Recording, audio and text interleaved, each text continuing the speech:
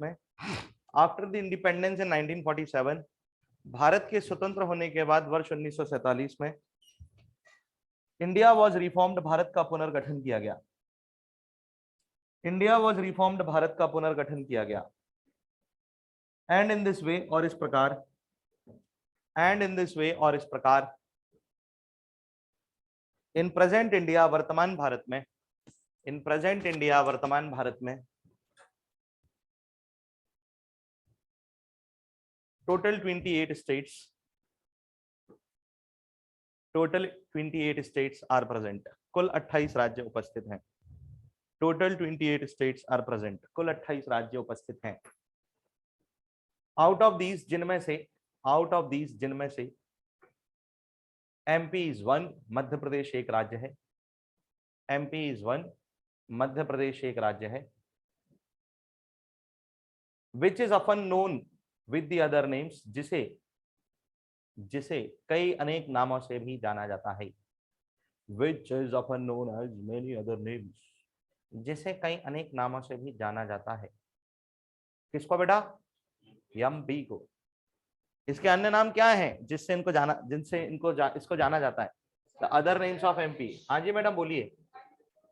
Voice slow आ रही है मेरे को बढ़ानी है कि माइक की बढ़ानी पड़ती है? माइक की कहाँ से बढ़ती है इसमें, मेरे को पता ही नहीं है। माइक की तो वहीं से पड़ेगी आपके यहाँ से, इसमें तो कोई ऐसा वो नहीं है इंस्ट्रूमेंट बढ़ाने का वॉइस को। अदर नेम्स ऑफ एमपी कौन कौन से हैं? मैं बढ़ा लूं अपनी? अरे मैडम रहने दो, 5:30 बजे तक क्लास लेनी है मेरे को। फर्स्ट इज, इसे हम क्या कहते हैं? हृदय प्रदेश, यानी कि हार्ट स्टेट ऑफ इंडिया। बोलो हाँ। ओके, कौन बोला था? अरे कौन बोला था? Very good. अबे सम्मान से नाम लिया करो, पंडित नेहरू या चचा नेहरू बोल दिया करो। क्या दिक्कत होती तुमको ऐसा बोलने में? क्या हो गया? तो सिगरेट ही तो पीते थे, कोई दिक्कत थोड़ी कर दी तो क्या हो गया? थोड़े दिल पे आशिकी तो थे। इतना क्या शर्म आ रही है अपने प्रधानमंत्री का नाम लेने में? बताओ। अगले का, अगला क्या बोलते थे इसको? Central India. सेंट्रल इंडिया यानी कि मध्य भारत। मध्य भारत मध्य प्रदेश का मुख्य क्षेत्र था जिसे इसमें संयुक्त किया गया था। इस बात को ध्यान रखिएगा। बोलो हाँ। Okay, the next is mini India. इसी को हम किस नाम से जानते हैं? लघु भारत के नाम से जानते हैं। किस नाम से जानते हैं? ओके, ज्योग्राफिकली इसे अलग अलग नाम दिए गए हैं। जैसे पहला टाइगर स्टेट, बाघों की सर्वाधिक जनसंख्या के कारण इसको टाइगर स्टेट कहा गया है। लास्ट सेंसस 2018 के अकॉर्डिंग मध्य प्रदेश में टोटल टाइगर्स जो हैं वो कितने हैं? 526, 526। कर्नाटक से 2 ज्यादा। ये सेंसस 2018 के अकॉर्डिंग बता रहा हूं। 2018 में लास्ट जो टाइगर सेंसस हुआ, यानी बाघों की जो गणना हुई थी, उसके अकॉर्डिंग हमारे पास कितने बाघ हैं? 526, 526 टाइगर्स हैं। बोलो हाँ। Then soya state. बेटा सुनो, कछु कछु किताब जो है ट्रांसलेशन में गच्चा खा जाते हैं और पता है इसको लिख देते हैं sleeping state. This is not sleeping, it is soybean. Soya प्रदेश का मतलब ये नहीं है कि मध्य प्रदेश सोता रहता है, नहीं, वैसे सही बात भी है, आराम से जागता है, और जब जागता है तो 1 महीने में वैकेंसी निकाल देता है। तो बात सही भी है, कंफर्मेशन है कि सोया स्टेट है, ये बात सही है, इसमें कोई दिक्कत नहीं है। लेकिन मैक्सिमम प्रोडक्शन ऑफ सोयाबीन के कारण है, क्योंकि पूरे भारत में सोयाबीन का सबसे ज्यादा प्रोडक्शन किसका है? मध्य प्रदेश का सोयाबीन प्रोडक्शन सबसे ज्यादा है। हाँ या ना? बीन्स की मैंने बात करी, सोयाबीन्स बोल तो दो। ओके बेटा, इसे सीपी और बरार के नाम से भी जाना गया। आजादी के पहले सीपी और बरार इसका एक महत्वपूर्ण भाग था। सीपी का मतलब सेंट्रल प्रोविंस होता है, बरार एक प्रांत था, ये अंग्रेजों के अधीन थे। सीपी का मतलब था सेंट्रल प्रोविंस। सेंट्रल प्रोविंस मतलब मध्य प्रांत, सॉरी केंद्रीय प्रांत, उसको जोड़ दिया गया था इसमें। पता है आपको? केंद्रीय प्रांत से भारत के संविधान निर्माण के लिए संविधान सभा में भाग लेने वाली एकमात्र सदस्य महिला थी, जिनका नाम था राजकुमारी अमृता कौर। जिस क्षेत्र को मध्य प्रदेश में जोड़ा गया, उस क्षेत्र के सीपी यानी सेंट्रल प्रोविंस से वो आती थी, तो सेंट्रल प्रोविंस इन बरार के नाम से भी जाना जाता है। अब जवाहरलाल नेहरू ने क्या बोला इसको? हृदय प्रदेश। वल्लभ भाई पटेल, गोविंद बल्लभ पंत, जवाहरलाल नेहरू, जब मध्य प्रदेश का विचार सामने आया that this state will be form the Madhya Pradesh, तो उन लोगों ने जब उसको देखा ढंग से, उसको एक तरीके से असेस किया, तो उन लोगों को लगा अच्छा it is situated in the centre of India, ये तो भारत के मध्य में स्थित है। तो जवाहरलाल नेहरू ने बोले भारत के नक्शे पे सारे राज्य बना दो, मध्य प्रदेश अपने आप बन जाएगा, उसकी बाउंड्रीज बनाने की जरूरत ही नहीं है। नहीं समझे? All states will be formed, MP will automatically be formed, क्योंकि ये पूरी तरीके से लैंड लॉक्ड है, चारों ओर ये भू आविष्टित है। लैंड लॉक्ड यानी भू आविष्टित होने का मतलब there is no sea border, there is no ocean border for the Madhya Pradesh. तो मध्य प्रदेश जो है मध्य में होने के कारण वैसे ही सारे राज्यों की एक्सटर्नल बाउंड्रीज से इसकी बाउंड्रीज ड्रॉ हो जाती हैं। तो उन्होंने बोला अच्छा this is the heart of India, ये तो भारत का हृदय है। अब समझे क्यों यहां पर ही मामा जी का अवतार हुआ है। मामा दिल में होता है बेटा। और सेंट्रल इंडिया की बात करूं मैं, मध्य भारत की, और सीपी और बरार की बात करूं, ये ब्रिटिश प्रोविंसेस थे। तो आजादी के पहले इस क्षेत्र का नाम यही हुआ करता था। Central India was also a British territory, ये भी क्या होती थी, एक ब्रिटिश टेरिटरी होती थी। लघु भारत इसलिए क्योंकि मध्य प्रदेश जो है वो भारत का एकमात्र ऐसा राज्य, देखो बहुत अच्छी चीज, तुम लोगों से अक्सर ये पूछा जाता है फॉर एन एग्जाम्पल, मेरी बात जरा ध्यान से सुनना, ये तुम्हें आगे बहुत काम आएगी after cracking the written examination. The question comes here is कि अगर आप गुजरात में जाओ तो गुजराती बोली जाती है, बंगाल में जाओ बंगाली बोली जाती है, महाराष्ट्र में जाओ मराठी बोली जाती है, पंजाब में जाओ पंजाबी बोली जाती है, तमिलनाडु में तमिल, आंध्र प्रदेश में तेलुगु, हाँ या ना? यानी कि भारत के अधिकांश राज्यों के पास उनका अपना भाषाई पहचान है, एक लिंग्विस्टिक आइडेंटिफिकेशन है कि नहीं है? लेकिन मध्य प्रदेश के पास ऐसा कोई लिंग्विस्टिक आइडेंटिफिकेशन नहीं है, मध्य प्रदेश की एक पर्टिकुलर कोई भाषा नहीं है या नहीं है?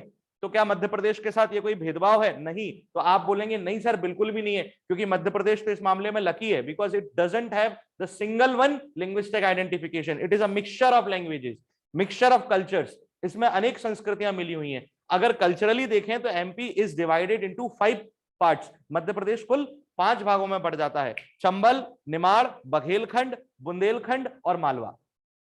चंबल में चंबल संस्कृति चलती है, खड़ी बोली, मालवा में मालवी चलती है, निमाड़ में निमाड़ी चलती है, बुंदेलखंड में हाँ भैया कहते जा रहे, और बघेलखंड में हाँ वो थोड़ी भोजपुरी पुटनी थी, अरे वो कमरिया डोले लुपलुप नहीं सुने। 5 संस्कृतियों का मिश्रण है। क्या बोलोगे? बोले सर ये तो लकी, और इट इज अ मिक्सचर। कहने का मतलब यह है कि भारत भर की तमाम संस्कृतियां किसमें बटी हुई हैं और किसमें सम्मिश्रित हैं? मध्य प्रदेश में। That means all cultures of Madhya India, Bharat के लगभग हर एक कल्चर आपको कहां मिल जाएंगे? तो ये एक राज्य ऐसा है जिसमें संपूर्ण भारत दिखाई देता है। This is the only state which shows the complete India and that's why it is called what? Mini India, लघु भारत कहा गया है। ठीक है। Tiger state maximum population of tiger, soya state maximum production of soybean. These are the names of Madhya Pradesh, often known with these names. Our state Madhya Pradesh. समझ में आई बात? अब तो बहुत जल्दी 2023 में अगर मामा जी वापस आ गए तो विधानसभा में प्रस्ताव जाएगा नाम बदलने के लिए, पहले फिर संसद पहुंचेगा, बोले मामा प्रदेश, और बोले राजधानी का नाम भांजापुर। भांजीपुर क्यों नहीं? इनको तो चूरन दे देते मामा जी, पहले स्कूटी का देके वापस बना ली सरकार, स्कूटी मिली नहीं, लाली लक्ष्मी के नाम पर। तो ज्यादा नहीं बोल रहा, अभी गुस्सा होंगे तुम्हारी वैकेंसी कैंसिल होगी, क्या भरोसा। लिख लो बेटा जल्दी से, छाप लिया? क्या बात है, बड़े तेज लोग हो यार तुम लोग। हटा दो इसको। ओके जल्दी से दोहराओ सारे नाम। पहला नाम क्या है? हृदय प्रदेश। दूसरा नाम क्या है? Central India. तीसरा नाम लघु भारत, mini India. Then tiger state, फिर सोया स्टेट, फिर सीपी और सीपी का मतलब सेंट्रल प्रोविंस। फिर बोलो बेटा हार्ट स्टेट, सेंट्रल। अरे बोलो यार, कैसे सोते पड़े बैठो? हाँ ऐसे ही पढ़ेंगे अब अपन। हाँ heart state, central India, mini India, tiger state, soya state, CP और बरार। टाइगर कितने हैं? लास्ट सेंसस कब हुआ? वेरी गुड, अब हो गए तुम सिलेक्ट। देखो चिंता मत करो, अच्छे ख्याल लाने चाहिए मन में। हुआ तो अपन लोग कभी अच्छा है ही नहीं। नहीं सोचने में कहा जा रहा है, सोच तो लो अच्छा, किस्मत तो है ही अपनी। ओके नेक्स्ट, अब हेडिंग देंगे formation of Madhya Pradesh. Introduction के बाद फॉर्मेशन ऑफ एमपी, अगली हेडिंग हमारी जाएगी मध्य प्रदेश का गठन। अभी मैं फॉर्मेशन बता रहा हूं आपको, ठीक है, पुनर्गठन हम बाद में देखेंगे। This is the formation not the reformation, right. मैंने अभी आपको पहली लाइन में लिखवाया था कि वर्ष 1947 15 अगस्त को भारत आजाद हुआ था। यस और नो? आपको पता है उस समय पर पूरा कहानी को समझने की कोशिश करना। ऑन 15 अगस्त 15 अगस्त 1947 1947, हाँ या ना? इस दिन India became independent nation, Bharat आजाद हुआ। लेकिन इसके पहले भारत किसका गुलाम था? होनोलुलु के लोगों का। किसका था? अच्छा, ब्रिटिश का था। मैंने कोई सही हाँ बोल दे। वो अपनी प्रवृत्ति होती है ना, बोले से चिड़िया उड़ी, तोता उड़ा, भैंस उड़ी। इंडिया बिकेम इंडिपेंडेंट नेशन, और जब इंडिया इंडिपेंडेंट बना था तब इंडिया की सिचुएशन जो थी एग्जैक्टली ऑन दिस डेट, कौन सी डेट को? 15 अगस्त 1947 को। ये वाली डेट की बात कर रहा हूं।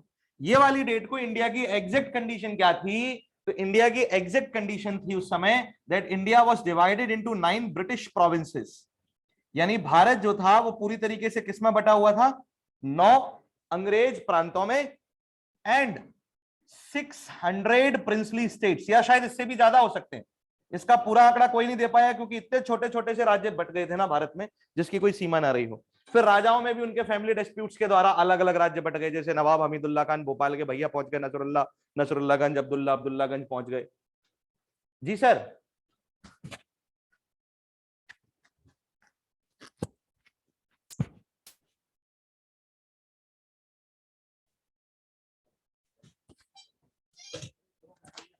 वो जो आप प्रॉब्लम बता रहे हो वो सही हो जाएगी ना?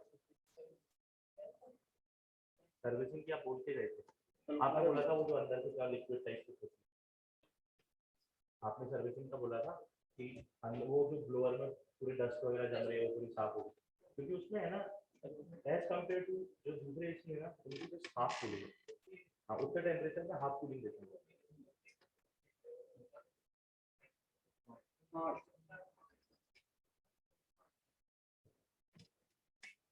देख लो फिर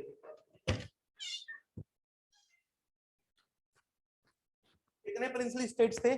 600 प्रिंसली स्टेट समझते हो तुम? देसी रियासत है। दरअसल देखो, 2 मिनट की कहानी सुनना जरा पहले, तब तुमको ये पूरा क्लियर होगा। लिखना नहीं, बस सुनना, बाद में बता देंगे क्योंकि लिखना अपन को ज्यादा है नहीं है, आज के लेक्चर में इतना नहीं लिखेंगे। पर अंग्रेज जब भारत आए थे ना, तो एक अच्छी बात हुई थी और एक बुरी बात हुई थी। अच्छी बात क्या हुई थी? अंग्रेजों के साथ मैम लोग भी भारत आए थे। भाई जब ब्रिटिश रूल खत्म हुआ होगा, सच में हिंदुस्तान के नौजवानों का दिल टूट गया होगा। तब ब्रिटेन भारत होता था ना। और बुरी बात क्या थी? इनने हम पर रूल किया। लेकिन जो बुरी बात थी जिसमें इनने रूल किया है, उस रूल के अंडर इनने क्या किया है? ये जो ब्रिटिश प्रोविंस थे और प्रिंसली स्टेट्स, 2 पार्ट में इंडिया को डिवाइड किया था। ब्रिटिश प्रोविंस कौन से थे? ये वो प्रांत थे जिनमें अंग्रेज गवर्नर जनरल के अंडर गवर्नर बैठाए जाते थे। जैसे आज भारत का एक सेंट्रल गवर्नमेंट का पार्ट है, और पूरा जो यूनियन ऑफ इंडिया है उसके लिए प्रेसिडेंट बैठता है, और प्रेसिडेंट के रिप्रेजेंटेटिव के तौर पर उसके प्रोविंसेस, जिन्हें हम स्टेट्स कहते हैं, में गवर्नर्स बैठते हैं। वैसे तब यूनियन ऑफ ब्रिटिश किंगडम जो होता था, यूनाइटेड किंगडम, उसमें एक गवर्नर जनरल या वाइसरॉय, और उसके अंडर उनके प्रोविंसेस को गवर्नर्स हैंडल करते थे। बात समझ गए? तो उन्होंने क्या किया था? अपना जो पूरा डिवाइडेशन था वो इस तरीके से किया कि 9 ब्रिटिश प्रोविंसेस में कन्वर्ट हुआ India at the time of. हालांकि ये था 11 में, लेकिन 2 प्रांत तो हट गए ना, Pakistan, north west frontier province और ईस्टर्न प्रोविंस खत्म हो गया बांग्लादेश और पाकिस्तान के तौर पर। तो हमारे पास सिर्फ 9 प्रांत बचे थे। 15 अगस्त 1947 को भारत का ये कंडीशन था। आप समझ गए बात को? और जब भारत को ब्रिटिश प्रांतों में बांटा गया तो ये सीधा अंग्रेजों के पास आता था। इनकी पूरी पॉलिसीज, इनके पूरे नियम, इनके पूरे रेगुलेशंस कौन बनाता था? ब्रिटिश बनाते थे। लेकिन ये जो 600 जगह थी ना, ये 600 जगह देसी रियासतें थी। मतलब इनमें राजा महाराजा शासन करते थे। ये स्टेट्स के नाम से जाने जाते थे, जो सॉवरेन नहीं होते थे, कंप्लीटली पार्शियल सॉवरेन थे। मतलब इन लोगों से ये कहा गया था कि देखो, तलवार हमें भी नहीं उठानी, तुम्हें भी नहीं उठानी, फालतू का खून खराब अपन को करना नहीं है। बहुत सारे प्रोविंसेस को ब्रिटिश ने खुद जीता था। जैसे मैसूर में टीपू सुल्तान को निपटा करके मैसूर को प्रोविंस बनाए लोग। भोपाल स्टेट में नवाब ने बोला, बोले हम सब गुलामी स्वीकार करने को तैयार है, नो प्रॉब्लम, आप तो बताओ क्या करना है। तो बोले करना कुछ भी नहीं है, तुम्हारी जो आर्मी है उसको हमारे खिलाफ यूज मत करना, जब हमें जरूरत पड़ेगी हम कॉल करेंगे तो अपनी आर्मी भेज देना, और प्लस सालाना तुम जो टैक्स लेते हो अपने लोगों से, उसका एक पार्ट हमारे को पहुंच जाना चाहिए। जब तक पहुंचता रहेगा तुम खुश रहोगे, जैसे ही वो पहुंचना बंद हुआ तो हमारी आर्मी तुमको निपटाने का काम चालू कर देगी। इनको इससे फायदा हो रहा था। इन लोगों ने भी सोचा, इन लोगों ने गुलामी इसलिए कबूल कर ली थी, इन लोगों ने गुलामी इसलिए कबूल कर ली थी कि इन लोगों को अच्छी खासा अंग्रेजों के साथ जो क्लोज रिलेशंस थे वो मिल रहे थे, और उनके पास डेवलपमेंट बहुत था, इंडस्ट्रियल रेवोल्यूशन था, पैसे की चकमक दिखा दी, तो ये बेचारे बातों में आ गए। अच्छी अच्छी पार्टियों में ये लोग ले जाते थे नवाबों को, अपने राजाओं को बुलाते थे। वो पार्टियां उन्होंने देखी नहीं थी, ऐसी महंगी महंगी शराब वाइन्स आती थी साहब उसमें, भयंकर गजब की लाइफ स्टाइल, ड्रेस कोड्स बना दिए थे। भोपाल के नवाब थे, उनको नवाब मेजर की उपाधि दी हुई थी अपनी सेना में। इस तरीके की चीजें इन लोगों ने बना रखी थी। भैया क्या है आप, इस तरीके की चीजें उन्होंने बना रखी थी। और ये सब चीजें अगर देखी जाए, हालांकि इन लोगों ने विरोध किया था, जो 600 देसी रियासतें थी ना, वो इन सब चीजों को बनाने में समर्थन में नहीं थे वो लोग। वो ये चाहते थे कि संविधान लागू नहीं होना चाहिए, वो ये कह रहे थे कि डेमोक्रेसी बननी नहीं चाहिए। उसका कारण था क्योंकि इन लोगों को डर लगता था, इन लोगों को इस बात का डर था कि डेमोक्रेसी आएगी, कॉन्स्टिट्यूशन के अकॉर्डिंग लोग यहाँ पे आईएएस के एग्जाम में भी बैठेंगे, आईपीएस में भी बैठेंगे, इलेक्शन भी लड़ेंगे यही लोग, और ये लोग जो है कल को विधायक बनेंगे, सांसद बनेंगे, मंत्री बनेंगे, प्रधानमंत्री बनेंगे। द प्रॉब्लम इज, जो कॉमन मैन आज हमारे से आंख में आंख मिला के बात नहीं करता, हमारे साथ बैठता नहीं है एक कुर्सी पर, नीचे बैठता है, हमारे पैरों में पड़ा रहता है, कल को हमें उसी के ऑफिस में जाकर उससे मिलने के लिए अपॉइंटमेंट लेना पड़ेगा, तो हमारी इज्जत कहां रह जाएगी। The beauty of democracy was what, for so many years Maharaja of Gwalior was standing behind the Pappu ji. देखा है ना आपने, that was the beauty of democracy. तो इस वजह से ये लोग तो इसका अपोज कर रहे थे। और जब भारत आजाद हुआ है तो ये कुल 600 थे, और 600 ने मना कर दिया, बोले जाने ही नहीं साहब हमको। तो वल्लभ भाई पटेल ने, फिर आपने शायद ये कहानी सुनी होगी, उन्होंने फिर इनको इंटीग्रेट करने की कोशिश की थी, जिसमें कुछ रियासतों ने तो पंगा किया था, जिसमें कश्मीर पहली थी, बीकानेर थी, जूनागढ़ थी, और हैदराबाद, फिर त्रावणकोर। ये 5 लोगों ने तो बहुत भयंकरी काम किया है। जिसके बाद हैदराबाद के लिए और कश्मीर के लिए मिलिट्री एक्शंस हुए थे, और उसके बाद फिर वो इंडिया में पार्टिसिपेट किया। तो जो मध्य प्रदेश भी बना, क्योंकि जब इंडिया इंडिपेंडेंट हुआ, तो इंडिपेंडेंट होने के बाद हमारे सामने एक सवाल था, और वो सवाल ये था कि क्या हम अंग्रेजों के प्रोविंशियल स्ट्रक्चर और प्रिंसली स्टेट्स के स्ट्रक्चर को अपना लें। तो उसमें एक प्रॉब्लम थी, अगर हम प्रोविंशियल स्ट्रक्चर के साथ प्रिंसली स्टेट स्ट्रक्चर को अपनाते हैं, तो प्रिंसली स्टेट्स तो अपना अलग देश बनाएंगी, और फिर स्थिति ये होती कि अगर आप भोपाल से जबलपुर महाकौशल जाते तो आपको एक पासपोर्ट लगाना पड़ता, क्योंकि अलग देश बन जाते ना, अलग अलग राजा के अलग अलग नियम, अलग अलग संविधान। तो उन्होंने कहा ऐसे तो देश 600 भागों में बट जाएगा, कोई मीनिंग ही नहीं है, हमें यूनाइटेड बनाना है इसको। तो यूनियन बनाने के लिए उन्होंने बोला कि हम इस स्ट्रक्चर को नहीं अपनाएंगे, हम फिर से इंडिया को रिफॉर्म करेंगे और उसमें कुछ नए स्टेट्स बनाएंगे। आनन फानन में इन प्रांतों को 28 प्रांतों में बांटा गया था तब, लेकिन बावजूद उसके इनको रिफॉर्म करना था। क्या करना था इनको? रिफॉर्म करना था। इस रिफॉर्मेशन में ही मध्य प्रदेश भी एक राज्य बना था। अब हुआ क्या था कि जब ये पूरा का पूरा रिफॉर्मेशन का पार्ट चल रहा था, सो द फैक्ट वाज कि उस समय पर यह तय करना था कि ये लोग तो मान गए, इनको तो वल्लभ भाई पटेल ने बना लिया था। अब मनाने के बाद जब स्टेट्स को फॉर्म करना था, तो एक और टेंशन आके खड़ी हो गई थी। वो टेंशन ये थी कि जो स्टेट्स बनने हैं, अब इनको मिला करके फिर अलग से डिवाइड करना है, तो वो किस कंसेप्ट पर बेस्ड होने चाहिए, किस एग्जैक्टली ग्राउंड पर बेस्ड होने चाहिए। उसके लिए 2 ग्राउंड चुने गए। ग्राउंड नंबर 1 वाज एडमिनिस्ट्रेशन, प्रशासन के आधार पर। प्रशासन का मतलब है कि किसकी कितनी नीड है और किसको कैसा प्रशासन चाहिए। गुजरात कोस्टल एरिया था, उसे ट्रेड के प्रोविजंस ज्यादा चाहिए। मध्य प्रदेश ट्राइबल एरिया था, तो उसे ट्राइब्स के वेलफेयर ज्यादा चाहिए थे। समझे या नहीं समझे? तो सबका अपना प्रशासन का एक पार्ट हो सकता था। और दूसरा जो ग्राउंड बनाया वो था लैंग्वेज, कि भाषा के आधार पर बांट दें। भाषा मतलब जो एक पर्टिकुलर लैंग्वेज बोलने वाले लोग हैं उनको ग्रुप बनाकर उसका स्टेट बना दिया जाए। अब उसमें एक पंगा आ गया, उसमें ये कह दिया, बोले साहब भाषा के आधार पर बांटने निकलोगे तो हर घर में एक स्टेट बन जाएगा, क्योंकि यहाँ हर दूसरे घर में कोई ना कोई दूसरी भाषा बोलने वाला या बोली बोलने वाला आदमी बैठा हुआ है। फिर भी थोड़े बहुत कांड हुए थे। आंध्र प्रदेश थोड़ा सा ज्यादा जला, वहां दंगे भी हो गए, वहां के एक नेता पोटी श्री रामुलु मर भी गए, तो वो पहला राज्य लैंग्वेज के बेस पर बना। मध्य प्रदेश का विभाजन पूर्ण भाषाई आधार पर नहीं है, मध्य प्रदेश का विभाजन पूर्ण सांस्कृतिक आधार पर नहीं है। मध्य प्रदेश का जो पुनर्गठन किया गया उसमें प्रशासनिक आधार को ज्यादा महत्व दिया गया था। ये बात बिल्कुल सत्य है। तो कुल मिलाकर के ये बात तय करने के लिए कि अब इन दोनों को मिलाकर के इंडिया को रिफॉर्म करना है, तो रिफॉर्म करने के लिए हम कौन सा ग्राउंड चुने, what ground must be chosen by us, वो कौन सा ग्राउंड हो जिसके थ्रू हम उसको आगे बढ़ाएं। तो उसके लिए एक कमीशन बनाया गया जिसको स्टेट रिफॉर्मेशन कमीशन नाम दिया गया। क्या नाम दिया गया? स्टेट रिफॉर्मेशन कमीशन नाम दिया गया। स्वतंत्र भारत में एक कमीशन बना। मध्य प्रदेश का निर्माण इस कमीशन के वजह से ही हुआ। इसका नाम था राज्य पुनर्गठन आयोग। क्या नाम था बेटा? Very good. राज्य पुनर्गठन आयोग जो था, इसे ही फजल अली कमीशन के नाम से भी जाना गया है। किस नाम से जाना गया है? फजल अली कमीशन के नाम से ही जाना गया है, यानी कि फजल अली आयोग। फजल अली जो थे वो इंडियन सुप्रीम कोर्ट यानी भारत के उच्चतम न्यायालय के न्यायाधीश थे, और फजल अली को ही इस आयोग का अध्यक्ष बनाया गया, तो उन्हीं के नाम पर इसको क्या बोल दिया गया, फजल अली कमीशन। वैसे इसके अगर मेंबर्स में आप जाओगे तो मेंबर्स में टोटल 3 मेंबर्स इस कमीशन में रहे हैं, और ये सबसे सटीक जानकारी देने वाला कमीशन था, क्योंकि ऐसा कहते हैं इसने 1 लाख से भी ज्यादा लोगों से पर्सनली मिलकर के उनका विचार जाना था, और तब अपने सर्वेक्षण पर सिफारिश प्रस्तुत की थी, रिकमेंडेशन दिया था। बेटा रुक जाओ, अभी नहीं, थोड़ी देर बाद। जब रिकमेंडेशन दिया था उसमें उन्होंने ये कहा था कि अगर हम लैंग्वेज के बेस पर इंडिया को डिवाइड करते हैं so that will be united. मतलब अगर हम भाषा के आधार पर बांट दें तो यूनाइट हो जाएगा इंडिया, अदरवाइज इंडिया में बहुत हिंसा होगी। और वो हुई भी, तेलंगाना सेपरेट हुआ, 63 में नागालैंड अलग हो गया था, 60 में उसके बाद बॉम्बे से गुजरातियों ने बोल दिया था, बोले ना ना भाई हम इनके संग नहीं रहेंगे मराठियों के संग। फिर वो ताऊ नाराज हो गए थे पंजाब में, बोले हरियाणा चाहने हमें तो भाई, याद आया, तो वो पाजी अलग हुए, ताऊ अलग हो गए, सबके सब। तो इस तरीके से डिविजन होने चालू हो गए थे। फजल अली ने पहले ही बोल दिया था कि आपको करना है एडमिनिस्ट्रेटिव बेस पर मत करो, लैंग्वेज के बेस पर कर दो, सब सही हो जाएगा। यही तो विविधता में एकता थी देश की, कि अगर हम इनको इनकी विविधताओं के हिसाब से रूल करेंगे तो ये बचे रहेंगे, और अगर हमने इनको मर्ज करने की कोशिश करी तो ये लड़ेंगे, इसलिए इनको अलग अलग रखो। तो फजल अली कमीशन के जो 3 मेंबर थे उनमें सबसे पहले तो इसके प्रेसिडेंट ही थे सैयद फजल अली, दूसरे थे एच.एन. कुंजरू, हृदयनाथ कुंजरू इनका पूरा नाम था, क्या नाम था, और तीसरे थे के.एम. पणिकर। के.एम. पणिकर जो थे उनका पूरा नाम था कवालम माधव पणिकर, कवालम माधव पणिकर। ये 3 लोगों ने अपनी रिपोर्ट पेश की थी। सैयद फजल अली कमीशन जो था, या स्टेट रिफॉर्मेशन कमीशन जो था, ये कमीशन जब स्टैब्लिश हुआ था, कब, तो इसके स्टैब्लिशमेंट के बारे में आप बताओगे, आपसे पूछा जाएगा, तो आप बताओगे 22 दिसंबर 1953 सर, क्या बताओगे। और इसने अपनी रिपोर्ट कब पेश की थी फाइनली, तो आप बताओगे सर 30 दिसंबर 1955, 2 साल बाद। कितने साल बाद, 2 साल बाद इसने अपनी रिपोर्ट पेश की।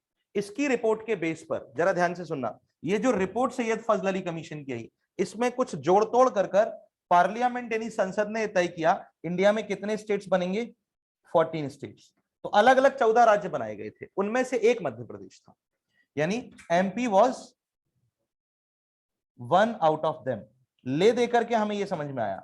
और ये 14 स्टेट्स का फॉर्मेशन कब हुआ, दैट वाज ऑन 1 नवंबर 1956। यानी सिर्फ मध्य प्रदेश अपना स्थापना दिवस नहीं मनाता, बहुत सारे राज्य हैं जो 1 नवंबर 1956 को स्थापित हुए और 1 नवंबर को अपना स्थापना मनाते हैं, जैसे कि असम, बिहार, पश्चिम बंगाल, उत्तर प्रदेश, जम्मू एंड कश्मीर, पंजाब, राजस्थान, मध्य प्रदेश, कर्नाटक, देन मैसूर। मैसूर तब मैसूर के नाम से जाना था, बाद में कर्नाटक नाम दिया गया उसको, राइट। देन आफ्टर आपको तमिलनाडु, तमिलनाडु से बाद में फिर आंध्र प्रदेश सेपरेट हुआ, तो आंध्र प्रदेश भी एक ही उसी तारीख को सेपरेट कर दिया गया, तो फिर आंध्र प्रदेश आया, केरला आया, उड़ीसा आया, राइट। तो ये 14 स्टेट्स हैं, और out of this 14 states MP was one.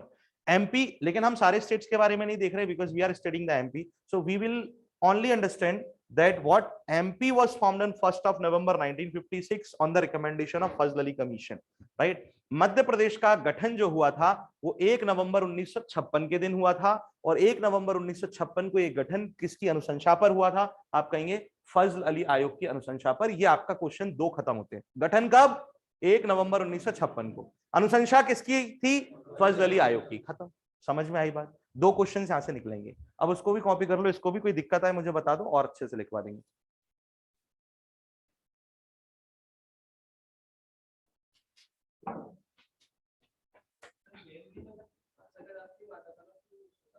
प्रशासन, भाषा के आधार पर तो मांग हो गई थी बाद में, 1960 से चालू हुई थी कहानी। वो ऐसे लिखा हुआ है कि सैयद फजल अली ने बोला भाषा के आधार पर था, उसमें जोड़ तोड़ कर दी थी। ओनली द 1 नवंबर 1956 को सिर्फ आंध्र प्रदेश भाषाई आधार पर विभाजित हुआ, बाकी सारे फिर मुंबई 1960 आया, असम और नागालैंड 1963 आए, 66 में हरियाणा आया, इस तरीके से काम बना। पहले प्रशासनिक आधार पर तो चप्पल खाई है नेहरू जी ने, वल्लभ भाई पटेल ने। आंध्र प्रदेश में ये जब चुनाव की रैली करने गए थे ना, लोगों ने जूते फेंके थे रैली बहुत भयंकर भयंकर, बोले हमें अपना स्टेट चाहिए, स्टेट चाहिए। तब जाके इनके उसमें वो आया है दिमाग में कुछ कि हाँ ऐसा करना चाहिए हमको, फिर बांटना चालू किए। और उसमें समस्या ये थी कि पहले अनुशंसा का मीनिंग होता है रिकमेंडेशन, अनुशंसा मतलब रिकमेंडेशन। ये सही काम कर दिया सर, थैंक यू।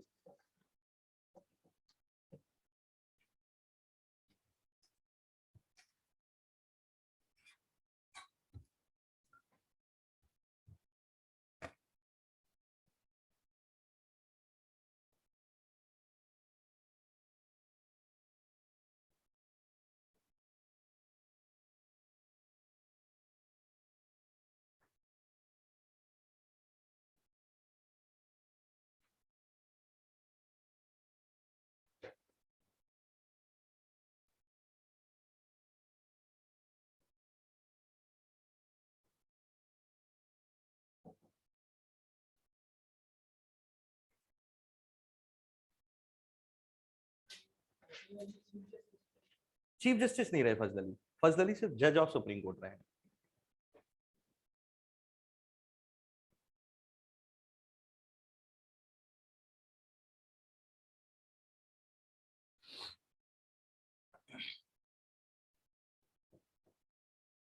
ये कहानी समझ में आई है, याद रख पाओगे? ओके, ये वाले भाग से आपका कोई सरोकार नहीं है, आपका सरोकार सिर्फ इस भाग से है। इस भाग को जोड़ने के लिए ये वाला भाग बनाया गया है, समझ गए? आपके पेपर से, आपकी परीक्षा, आपके सिलेबस से इस भाग का कोई सरोकार नहीं है, क्योंकि आज हम सिर्फ फॉर्मेशन देख रहे हैं, इसलिए मैं उसकी कहानी को आपको उठा रहा हूं। वो समझ में आया तो रिफॉर्मेशन समझ में आ पाएगा।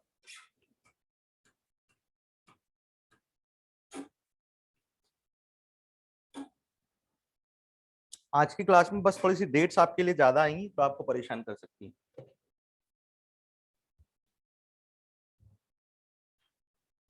हो गया? ओके, इस साइड वाला भी हटा दूं? ओके,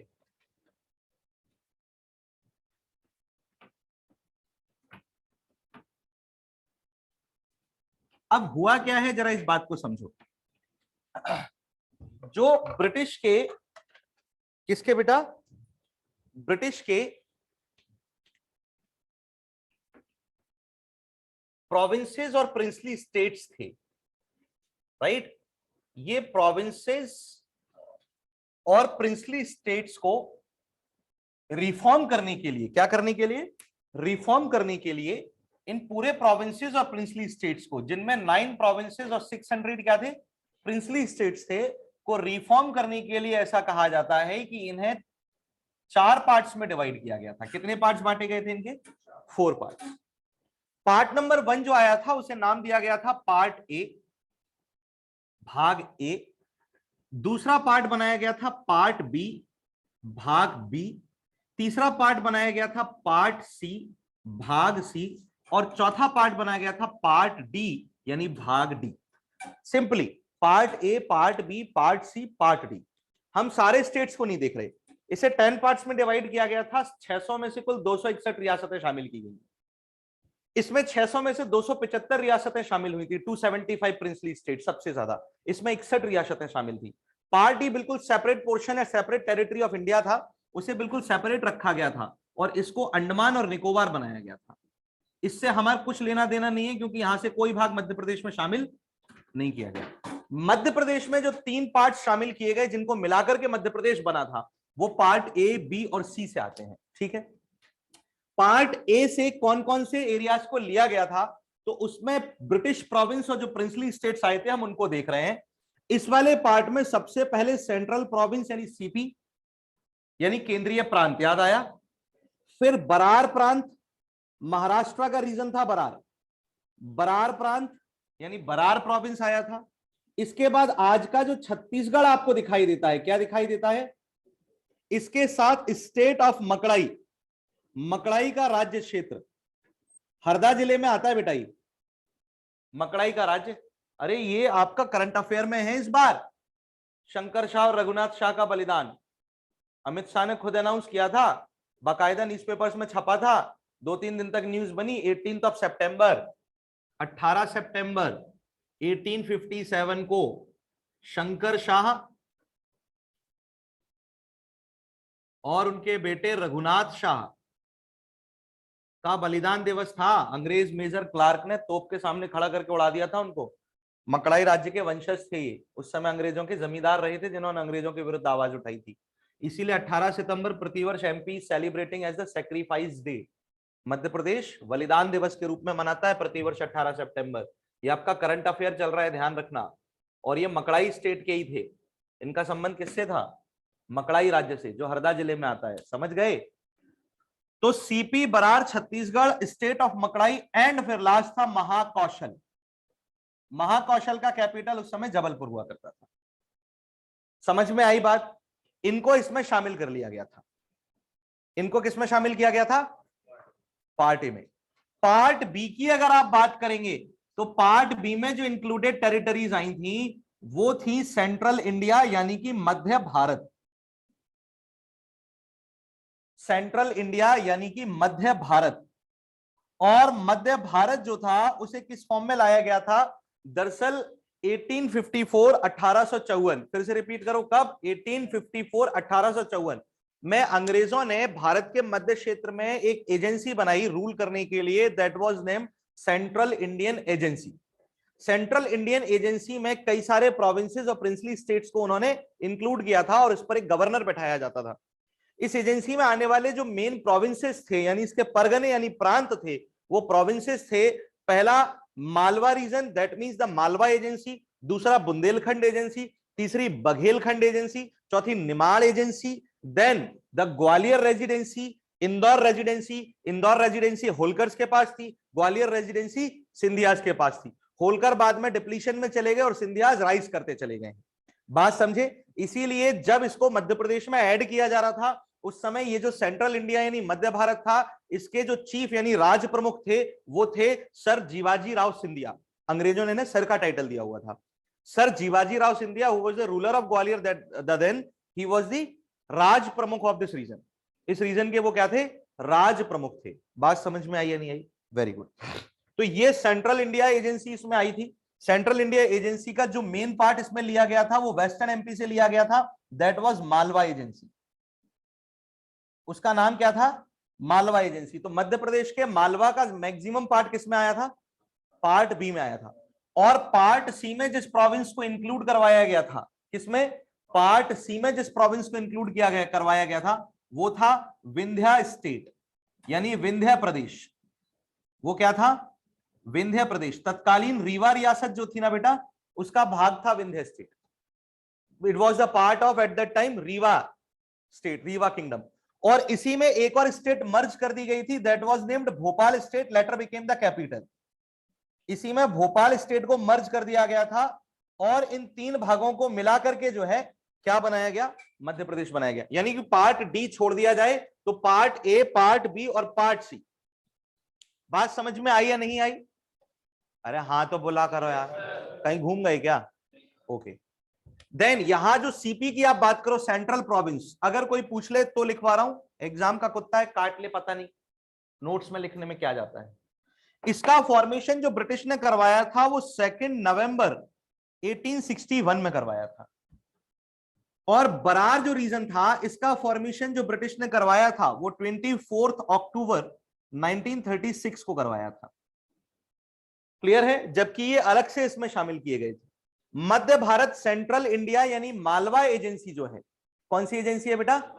मालवा एजेंसी जो है, अगर हम इसकी बात करते हैं तो ये मालवा एजेंसी अस्तित्व में जब लाई गई थी, दैट मींस एग्जिस्टेंस में जब आई थी, तो ये 28 मई 1948 को एग्जिस्टेंस में आई थी। वहीं विंध्यन स्टेट की अगर हम बात करें तो विंध्यन स्टेट का एग्जिस्टेंस मिलता है हमें 12 मार्च 1948 1948 का। और भोपाल रियासत वैसे तो 1707 में सरदार दोस्त मोहम्मद खान ने शुरू की थी, 1707, the same year when Aurangzeb died. Sardar Dost Mohammad Khan ने इसी खुशी में ये सल्तनत स्थापित की है। क्या है, ये आदमी था बहुत नामुराद। नामुराद समझते हो? मतलब ये था धोखेबाज। औरंगजेब के संग इसने करप्शन किया, औरंगजेब उसको लात मार के भगा दिया था, तो ये दुश्मन हो गया था उसका, तो वो मरा तो ये खुश हो गया, बोले अब मैं इंडिपेंडेंट बनूंगा। तो सेम ईयर ही establish his independent empire at Bhopal, Jagdishpur के यहाँ से। और बाद में भोपाल पे कब्जा कर लिया कमलापति के को हरा, मतलब उसको धोखा दे करके। और जो भोपाल स्टेट बना है वो फिर जब भारत आजाद हो गया तो नवाब हमीदुल्लाह खान ने अपनी पूरी सोवरेनिटी वहां से खत्म करके इसे इंडिया को दिया था। यानी कि इंडिया में इसका जो एग्जिस्टेंस माना जाता है वो माना जाता है 1 जून 1949 का। उसके बाद 1956 में मर्जर हुआ मध्य प्रदेश के साथ। ये 3 टेरिटरीज आती हैं, पार्ट ए, पार्ट बी और पार्ट सी को मिलाकर के मध्य प्रदेश बना है। किस किस को मिलाकर के? Part A, part B, part C को मिलाकर के मध्य प्रदेश बना है। अभी रुक जाओ, एक चीज और देख लो इसमें, और दिक्कत आएगी तो बता देना, अलग से लिखवा दूंगा। सीपी और बरार, सीपी और बरार, इस सीपी और बरार का जो कैपिटल हुआ करता था, क्या हुआ करता था? कैपिटल, राजधानी वो नागपुर थी। और इसके फर्स्ट प्रमुख यानी कि चीफ मिनिस्टर, सीएम, वो थे रविशंकर शुक्ल। कौन थे? रविशंकर शुक्ल। बात समझ में आ गई आपको? ये कौन थे? रविशंकर शुक्ल। जबकि सेंट्रल इंडिया की बात करें तो सेंट्रल इंडिया की कैपिटल में थोड़ा कंफ्यूजन रहा, ऐसे कि इसकी दो कैपिटल रही। कितनी कैपिटल्स रही? Very good. एक समर कैपिटल थी और एक विंटर कैपिटल थी, यानी कि शीतकालीन राजधानी और ग्रीष्मकालीन राजधानी।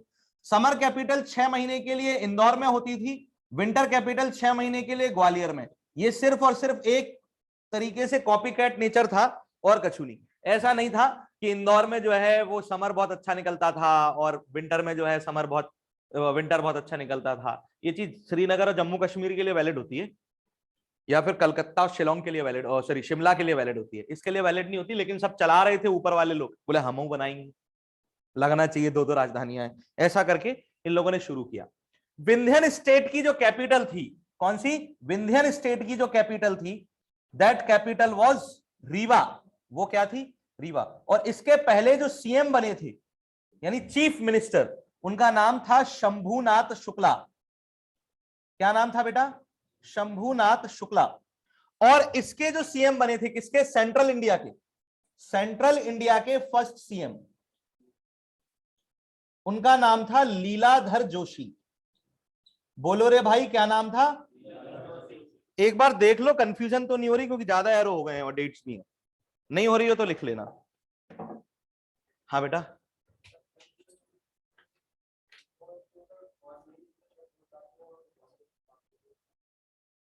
1 डेढ़ महीने का अंतर चलने दो, जिसका अपने जहां से ज्ञान मिला वो ले लिया उनने, ऐसा हो गया।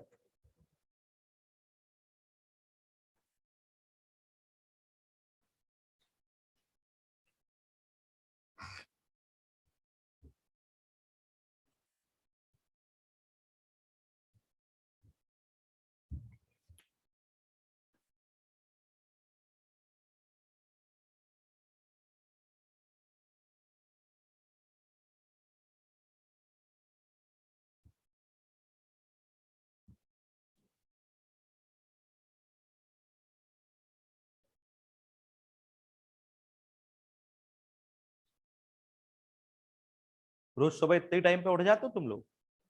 क्या आज उठना पड़ा? आज उठना पड़ा? ओ हो। क्यों भाई, रात में क्या करते रहते हो जितना देर से उठते हो? पढ़ते हो? रात में पढ़ाई थोड़ी होती है यार, वो तो बोलने की होती है पढ़ाई। कॉपी खोली रहती है, साथ में फोन खुला रहता है।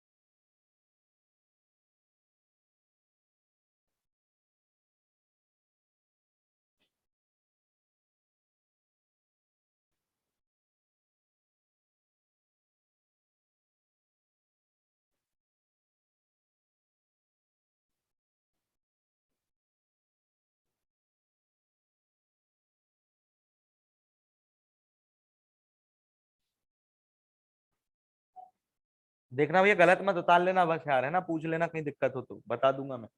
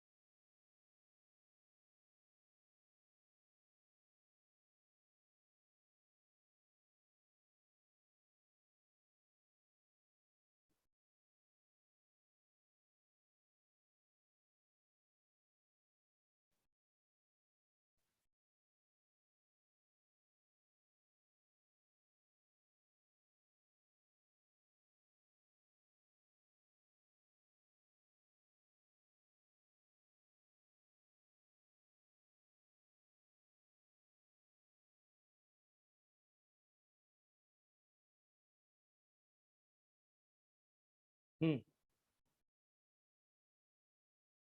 पार्ट ए में 261 थे, 261 स्टेट्स।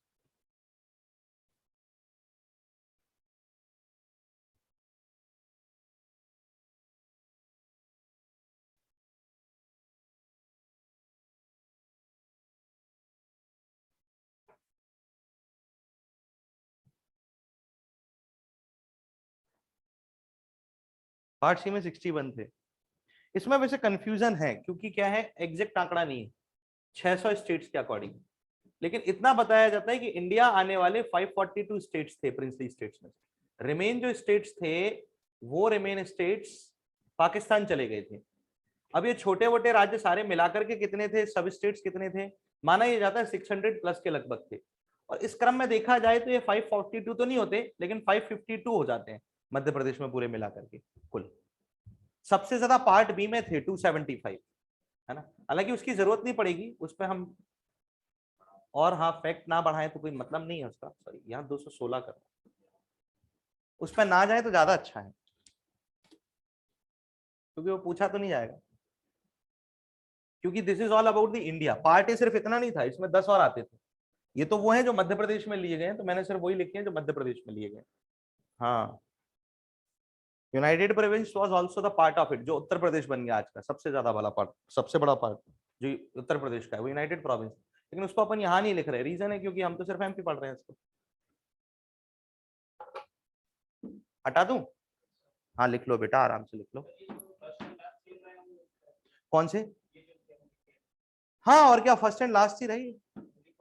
हाँ, यहाँ पार्ट बी जो है ना, सेंट्रल इंडिया एजेंसी जो थी, उसका तो गवर्नर भी अपॉइंट हुआ था।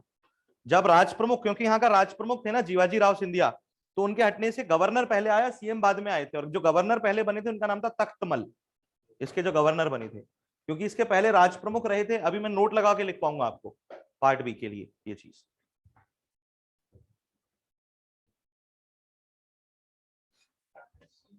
हाँ, इन सबको सेनाओं में पद थे। भोपाल को 19 गन सैल्यूट स्टेट का दर्जा था। जो भोपाल था ना, उसको 19 तोपों की सलामी का दर्जा था। मतलब भोपाल के नवाब जो थे ना, उनको 19 तोपों की सलामी दी जाती थी।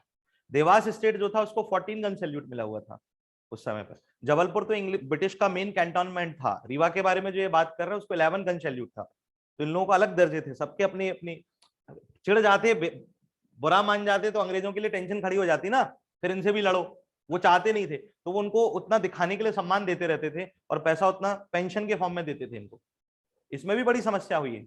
जब इंडिपेंडेंट हुआ है तो वल्लभ भाई पटेल को मनाने के लिए ये भी काम करना पड़ा। इन लोगों ने ये बोला कि ब्रिटिश हमको साल की पेंशन देते थे, अब हम इंडिया में आ जाएंगे तो पेंशन हम कैसे जिएंगे खाएंगे, टैक्स तो कलेक्ट करने का राइट हम देखो दोगे नहीं। पहले तो हम ये था कि ब्रिटिश के पहले लोगों से कर लेते थे, लगान लेते थे। फिर ब्रिटिश ने बोला कि आप लगान हमें दे दो, हम आपको पेंशन देंगे। मुगल बादशाह को 26 लाख रुपए पेंशन मिलती थी साल की। तो वो आप, तो फिर वल्लभ भाई पटेल और नेहरू जी ने और कांग्रेस ने मिलकर इसके बारे में सोचा और कॉन्स्टिट्यूशन में एक राइट बना दिया। वो था प्रीवी पर्सेस था। प्रीवी पर्सेस बनाए गए थे। पर्सेस यानी कि बटुए।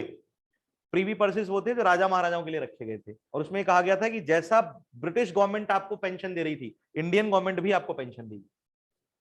इंदिरा गांधी जब प्राइम मिनिस्टर बनी 1971 में, इंदिरा गांधी ने बंद करो रहे पीवी पर्सेस सारे के सारे, किसी को कोई पेंशन नहीं जाएगी। मतलब क्या, बैठे खाएंगे ये लोग, they are not contributing in Indian, ये तो बैठ के खाने का वो हो गया इन लोगों का। तो फिर इंदिरा गांधी ने बंद करवाए थे प्रीवी पर्सेस 71 में। 26 अमेंडमेंट लाई थी वो, 26वां कॉन्स्टिट्यूशन अमेंडमेंट, उसमें उन्होंने पूरे बंद करवा दिए प्रीवी पर्सेस। बोले नहीं चाहिए अब ये पर्सेस। लिख लेना, एक नोट लगाइए, नोट लगा के लिखना। आफ्टर द इंडिपेंडेंस, स्वतंत्रता प्राप्ति के बाद, आफ्टर द इंडिपेंडेंस, स्वतंत्रता प्राप्ति के बाद,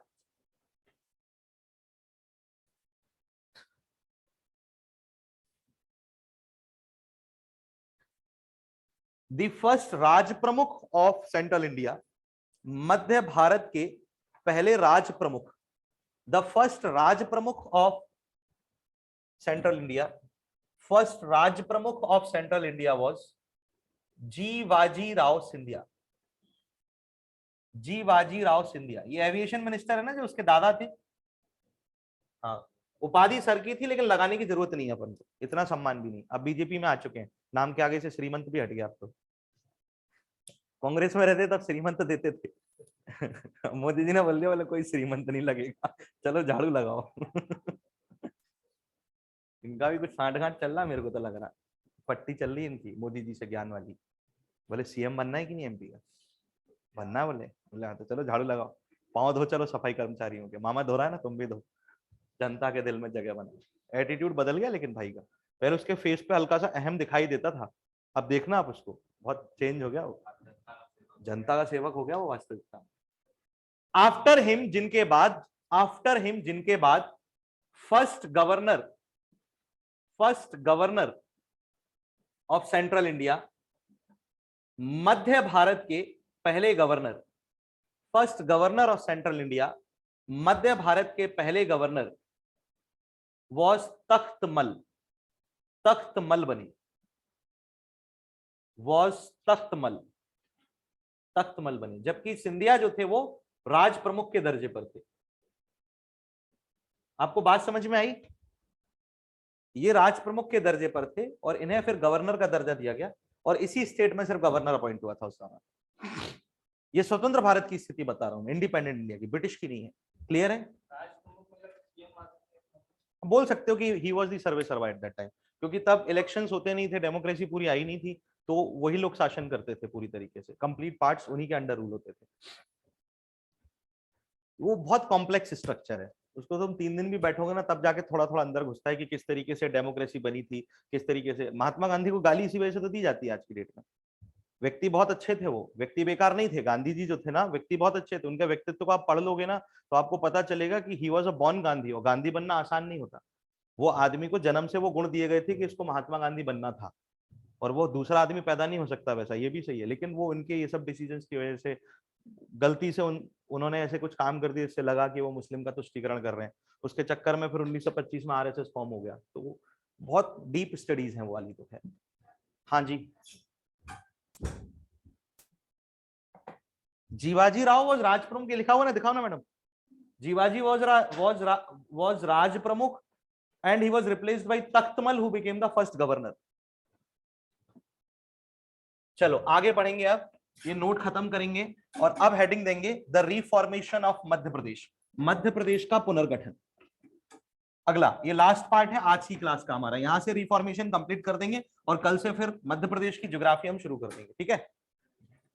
geography will be the largest part. 14 questions पिछली बार तुम्हारे सिर्फ ज्योग्राफी से थे, 11 वर फ्रॉम हिस्ट्री, पॉलिटी से सिर्फ 2 क्वेश्चंस आए थे तुम्हारे, और बाकी remain was the economics and फिर वो प्लान्स वगैरह और पंचायती राज था, ठीक है। इस बात को ध्यान रखना, geography is the largest part और सबसे बड़ा भी वही है और सबसे ज्यादा क्वेश्चंस आते भी वही है। ये कारण है कि इस क्लास में मैंने सीधा फॉर्मेशन से लिया है मेन क्लास, जबकि हम हिस्ट्री से ही चल रहे हैं, ताकि उसमें गायब ना हो कोई भी चीज, क्योंकि पिछली बार हिस्ट्री के क्वेश्चंस बाहर से आ गए थे जो अपन नहीं देख पाए थे। बस लिखेंगे रिफॉर्मेशन ऑफ मध्य प्रदेश,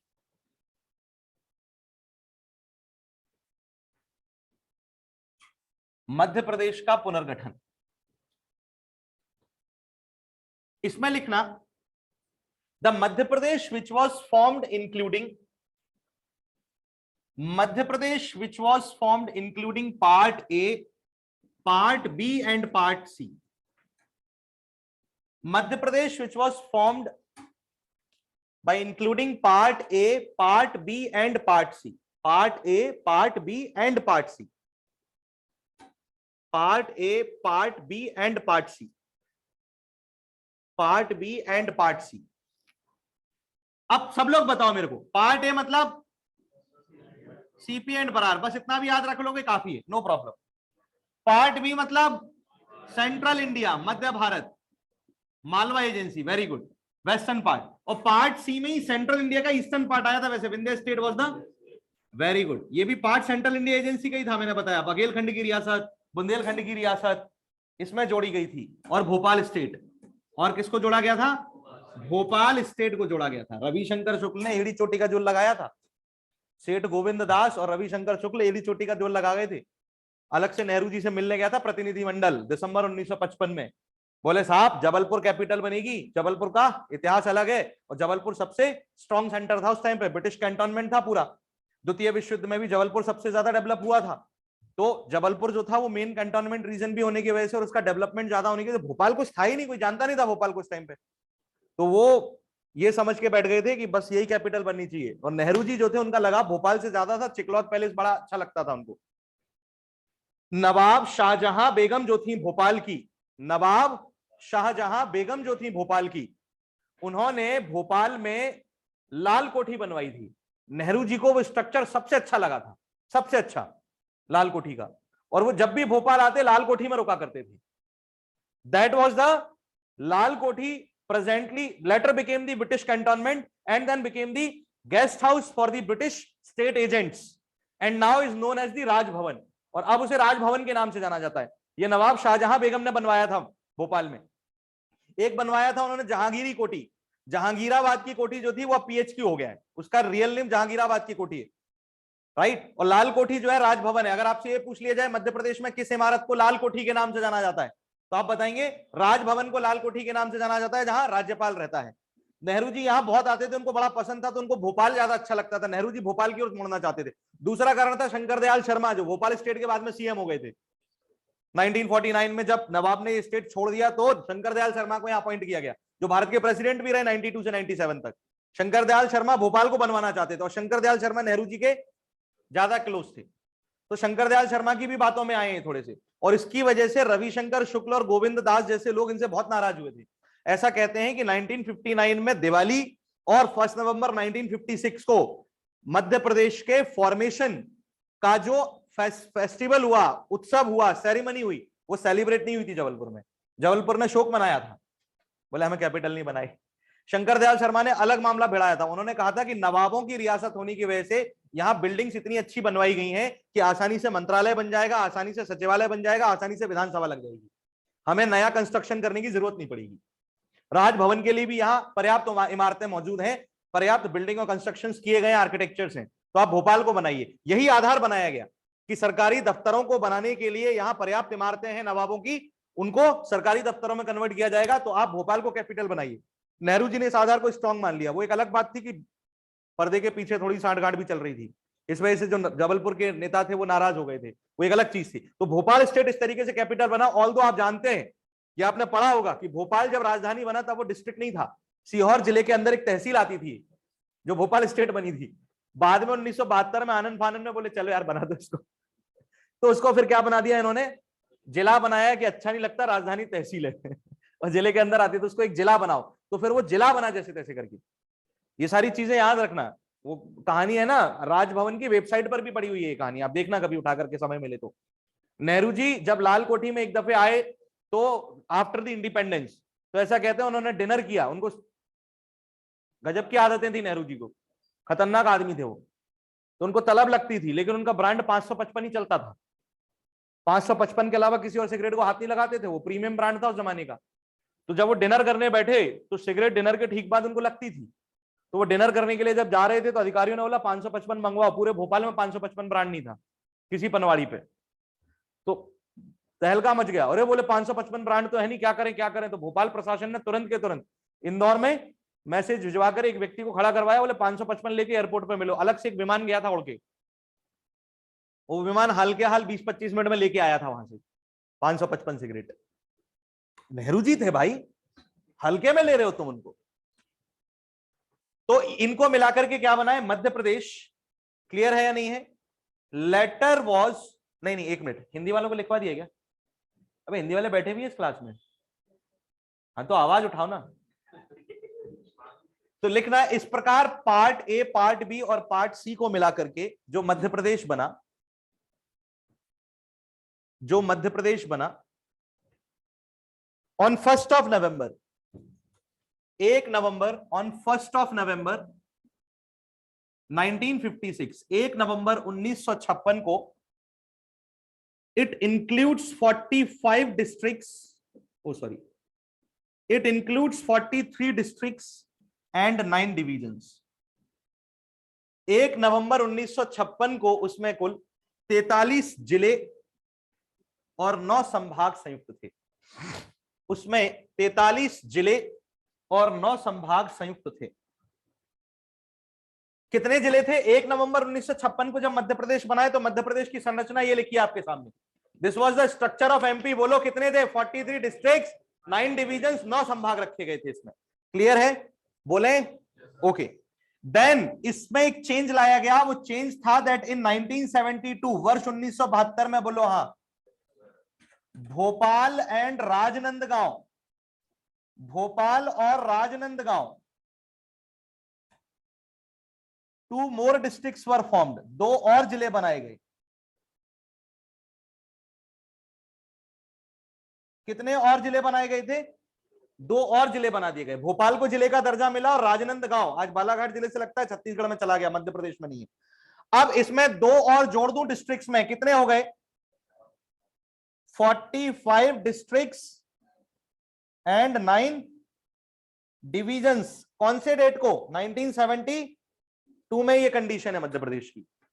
समझे या नहीं समझे? उतना चेंज हुआ ना। एक 1972 में चेंज आया 56 के बाद पहला, और अब 45 जिले और 9 संभाग हो गए। और इसके बाद क्या हुआ है? इसके बाद ऐसा हुआ, इसमें 1980 में दूसरा सुधार किया गया, और वो क्या था? 2 डिविजन्स, 2 संभाग जोड़े गए। कितने संभाग जोड़े गए? ये दोनों नाम याद रखना आसान है, दोनों खतरनाक खूंखार संभाग बने बाद में। पहला Chambal the bloody division and Bastar bloody division. Yes और नो? ओके, तो 2 संभाग भी जोड़ दो आप। 1980 में मध्य प्रदेश की स्थिति बताओ। 45 जिले वैसे के वैसे और 11 डिवीजन हो गए, क्योंकि 2 डिवीजन में जुड़े हैं, हाँ या ना? और अब इसमें अगला चेंज कब आया? देखो जरा सुनो। इन 1983 वर्ष 1983 में, क्या बोला मैंने? वर्ष 1983 में BP Dubey commission was form. BP Dubey committee बनाई गई, यानी बीपी दुबे समिति बनाई गई। क्लियर है? यह समिति क्या थी? This committee was district reformation committee. जैसे फजल अली स्टेट रिफॉर्मेशन था ना, यह डिस्ट्रिक्ट रिफॉर्मेशन कमिटी थी, यानी कि जिला पुनर्गठन समिति। कैसी कमिटी थी? जिला पुनर्गठन कमिटी। इसको काम दिया गया था मध्य प्रदेश में जिले बनाना। सिर्फ क्या बनाना? जिले बनाना। इसी कमिटी ने इन 1998 वर्ष 1998 में अपने रिकमेंडेशन में 10 मोर डिस्ट्रिक्ट्स को प्रपोज कर दिया, यानी कि 10 और जिले बनाए गए इसके रिकमेंडेशन से। कब बनाए गए? 1998। Dated was 25 of May. कौन सी डेट है? 25 मई। कितने डिस्ट्रिक्ट जोड़ दूं? अब 25 मई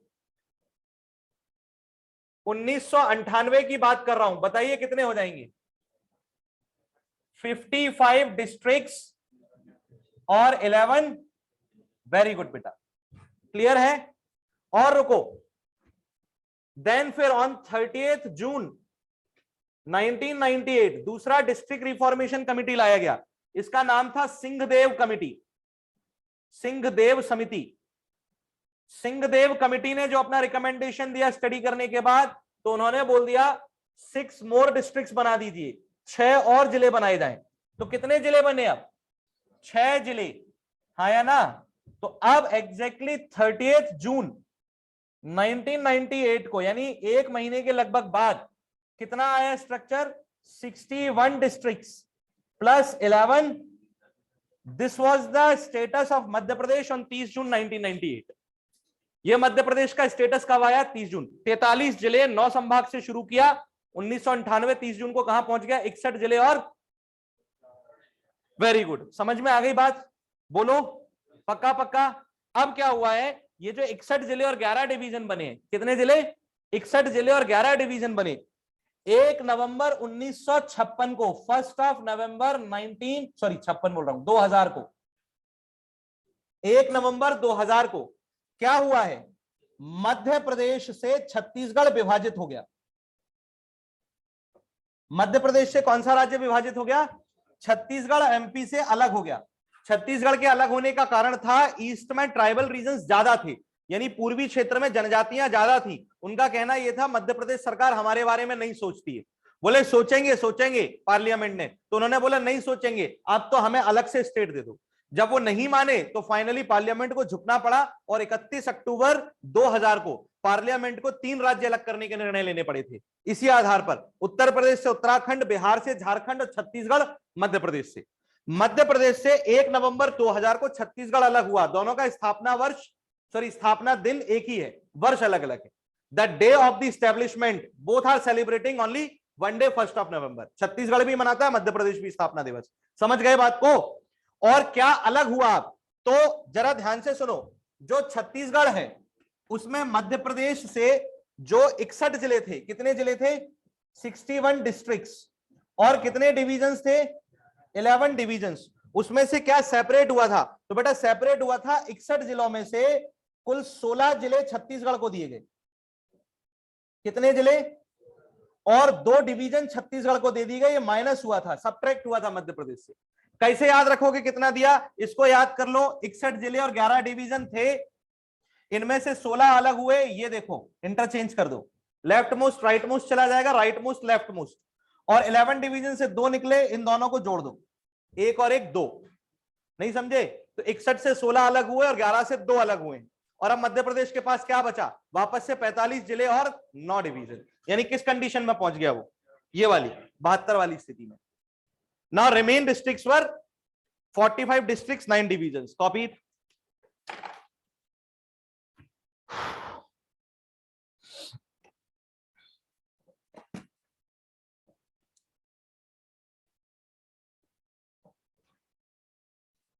रविशंकर शुक्ला के साथ सेकंड इन पर्सन सेठ गोविंद दास। सेठ गोविंद दास।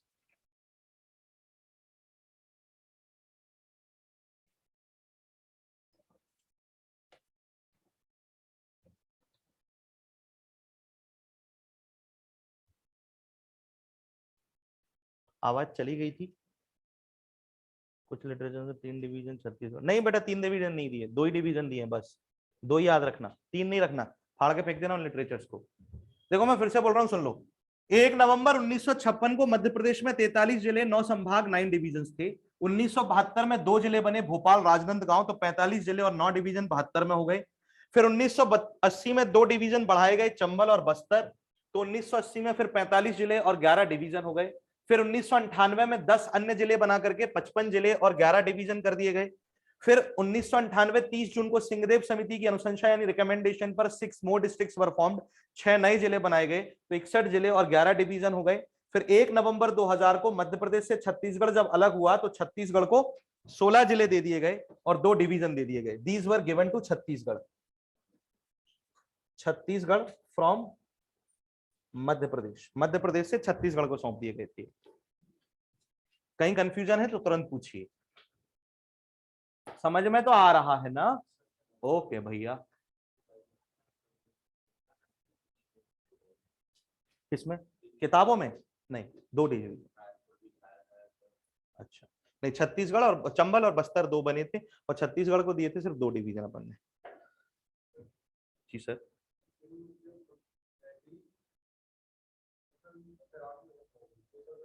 तिरासी में बीपी दुबे कमीशन लाया गया था, जिसको डिस्ट्रिक्ट रिफॉर्मेशन कमीशन नाम दिया गया। इसने अपनी अनुशंसाएं जो थी वो 25 मई 1998 को प्रस्तुत की थी। राज्य को भी मानने में समय लगा ना, जो स्टेट गवर्नमेंट थी। इतनी आसानी से फॉर्मेशन करना बड़ा मुश्किल होता है। अभी भी तो लगा हुआ है, देखो चाचौड़ा बचा है, प्रस्तावित सिरौंज के लिए मांग उठी चली है, सिरौंज को तो अभी एक्सेप्ट नहीं किया। नागदा बचा उज्जैन से जो आना है, राइट। हाँ मैयर भी चल रहा है, सतना जिले से अलग करो, उसको जिला बना दो। हाँ तो भी 4-5 पेंडिंग पड़े हुए हैं। नागदा का तो ऑलमोस्ट डन है, कमलनाथ करके ही चले गए थे। अगर होते सीएम अभी तक नागदा जिला बन जाता 53वां, लेकिन बना नहीं, वो एक अलग बात हो गई। हाँ यही तो समस्या है। जी सर।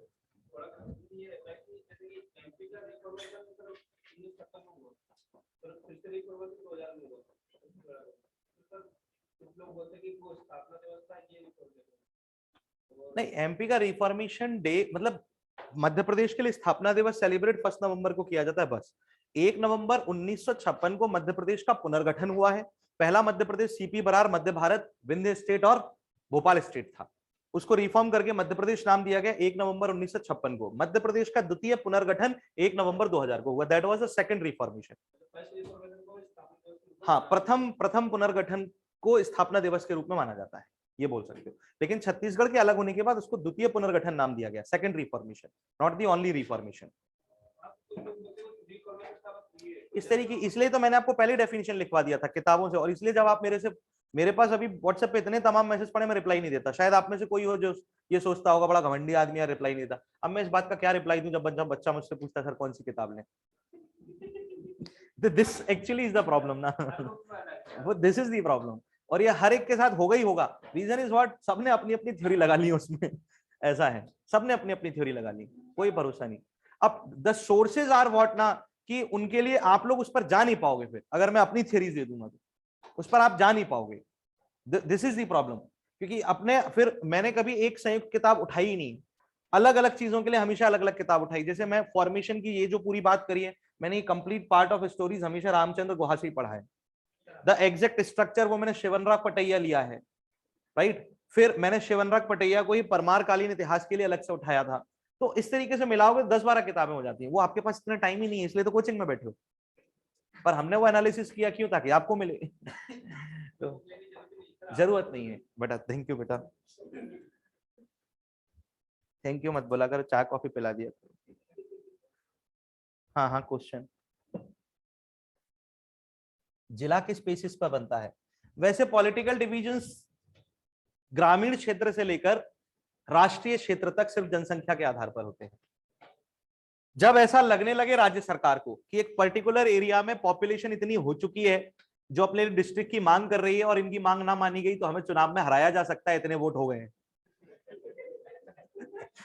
तो स्टेट गवर्नमेंट बोलती है दे दो, क्योंकि नहीं तो ये हमें पटक देगी। तो जो खेल है पूरा पॉलिटिकल डिविजन्स में, ये जो देख रहे हैं आप एडमिनिस्ट्रेटिव पॉलिटिकल डिविजन्स, इसमें सिर्फ और सिर्फ एक ही ग्राउंड होता है, और वो थी पॉपुलेशन। जहां पॉपुलेशन का वेटेज ज्यादा दिखाई दे रहा है उतने पे वो लोग मान जाते हैं, बोले हाँ ठीक है। अब यहां जरा मेरी बात ध्यान से सुनना, ये हो गया ना। एग्जैक्टली 1 नवंबर की बात कर रहे हैं हम लोग। 1 नवंबर 2000 को मध्य प्रदेश में कितने जिले हैं? 45 जिले हैं और 9 डिवीजन। ठीक है, कब है ये? 1 नवंबर 2000 को। आप बस याद कब तक कर लो, अब आप बस याद कर लो इसको जिलों के क्रम में, ये वाला भाग 1972 लास्ट, बस इतना याद कर लो, बाकी मैं करवा रहा हूं मध्य प्रदेश के संदर्भ में। क्लियर है या नहीं है? ओके। 1 नवंबर 2000 को कितने जिले हैं? 45 डिस्ट्रिक्ट्स। अब यहां देखो 1998 में मध्य प्रदेश में डिस्ट्रिक्ट रिफॉर्मेशन कमीशन के बेस पर पहले स्टेट्स बने।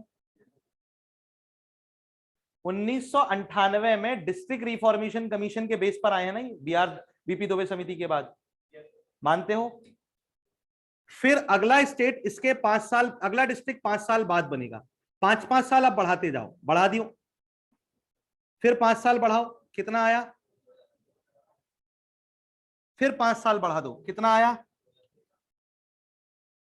और फिर 5 साल बढ़ा दो, अब कितना आया? ये लास्ट डिस्ट्रिक्ट बन गया कौन सा? निवाड़ी, टीकमगढ़ से अलग होकर के। कितने साल बढ़ाते गए हो? बस 1 साल याद रखना, 1998 में वहां से याद हो गया होगा। बीपी दुबे समिति भी उसी में आई, सिंहदेव समिति भी। फिर +5 करते गए 18 तक। याद होगा ये चीज? बोल तो दो। पक्का पक्का? ओके। अब बाकी के जिले में तुमको याद करा रहा हूं। 1998 में एक, सिर्फ सुनना, इसमें कोई आधार नहीं है, तर्क नहीं है, मैं पहले ही बोल रहा हूं, ये सिर्फ याद करने के लिए, तर्क नहीं है इसका कोई। 1998 में एक गहरी समस्या आई हमारे देश में, वो थी संस्कृतियों का मर जाना और लोगों का अपने माता पिता का सम्मान खत्म कर देना। तो बच्चे माता पिता को क्या कर रहे थे? घर से बाहर निकाल रहे थे। क्या कर रहे थे? तो माता पिता परेशान हो गए, जब घर से बाहर निकले उनके पास रहने खाने को कुछ बचा नहीं, तो उन लोग क्या कहने लगे? उन लोगों ने कहा, बोले बड़ी नीच कटनी है सोई उमरिया। मतलब जब सोने की उम्र आ गई हमारी, तभी नीच कट रही हमारी, क्योंकि बच्चों ने घर से निकाल दिया ना। तो क्या बोले वो? बड़ी नीच कटनी है सोई उमरिया। 2003 में जब शासन हरकत में आया तो उसने पता लगाया कि कौन है जो अपने माँ बाप को घर से निकाल रहा है। तो पता चला, बोले समाज की 2 बुराइयां हैं। कितनी बुराइयां हैं? 2 बुराइयां हैं समाज की। और वो बुराइयां जो हैं वो दो लड़के हैं जो घर से बाहर निकालते हैं, अशोक और अनूप। इनके नाम क्या थे? लड़की नहीं आती क्योंकि वो निकलवाती हैं, निकालती थोड़ी ना है। और 2008 में नारी शक्ति, माफ करे, अब पता चला बाद में मुद्दा बनाते हैं। 2008 में सुप्रीम कोर्ट ने आदेश दिया कि जो भी बच्चा अपने माता पिता को घर में नहीं रखेगा, सेवा नहीं करेगा, उनकी संपत्ति पर उनका कोई अधिकार नहीं होगा। तो लड़के ले आए वापस, बोले आ जाओ पापा, आ जाओ मम्मी, जल्दी आ जाओ। तो उनने बोले अब तो ठीक है, हमारा राज रोलिंग पर आ गया। किस पर आ गया? रोलिंग पर आ गया। मतलब वापस घर आ गए तो हमारा राज वापस रोलिंग पर आ गया। कौन बोले? मम्मी पापा बोले। तो 1998 में 16 जिले बने हैं। कितने जिले बने हैं टोटल? लेकिन 16 की बात कुछ और थी। बीआर दुबे ने जो 10 जिले बनाए हैं वो पूरे के पूरे मध्य प्रदेश में नहीं आए, सिर्फ 4 मध्य प्रदेश में आए थे। उनमें से कितने मध्य प्रदेश में से आए? जबकि सिंहदेव समिति के 6 जिलों में से सिर्फ 3 जिले मध्य प्रदेश में आए थे। और ये थे Barwani, Dindori, Neemuch, Katni as it is है, हरदा होशंगाबाद से, सोई में सो श्योपुर, मुरैना से, उमरिया शहडोल से। शहडोल से दो अलग हुए ना, अनूपपुर और उमरिया दोनों, हाँ या ना। देन बुराइया बुरहानपुर, अशोकनगर, कौन सा आता है? गुना से,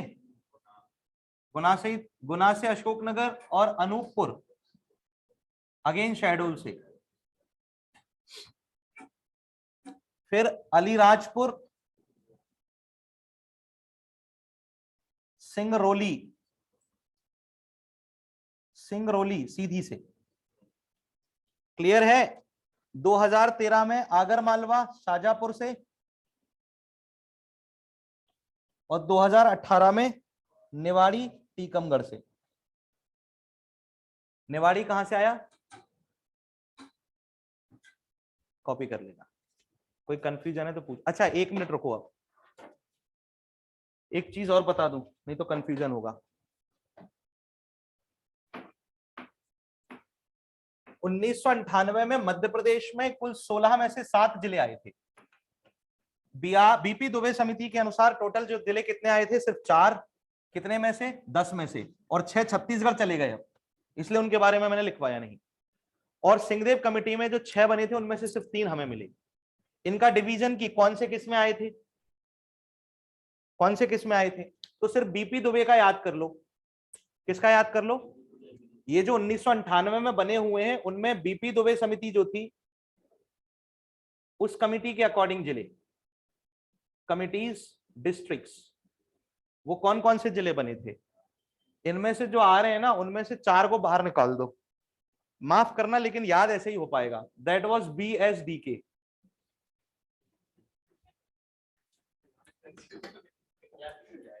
बड़वानी, सीहोर, उसके बाद डिंडोरी और कटनी। समझ गए? ये बीपी दुबे। और जो बच गए वो किस में चले गए? 3। एक तो हरदा आ गया, उमरिया आ गया और नीमच आ गया। किस में चले गए? सिंहदेव समिति में। खेल खत्म सर, समझे या नहीं समझे? And now the state has been reformed, 52 districts have completed. क्योंकि यहां तक कितने हो गए थे? 45, 46, 47, 48, 49, 50, 51, 52, 52 डिस्ट्रिक्ट्स। ठीक है। और रुको 1 minute. In 2008 Shahdol was made 10th division. Shahdol को 10वां संभाग बनाया गया था। वर्ष 2008 में शहडोल को क्या बनाया गया था? 10वां संभाग। तो एट प्रेजेंट, यानी आज की डेट की मैं बात कर रहा हूं, आज की डेट, आज क्या है? 5 अप्रैल 2000। मध्य प्रदेश में कुल 52 जिले हैं। कितने जिले हैं? और 10 संभाग हैं।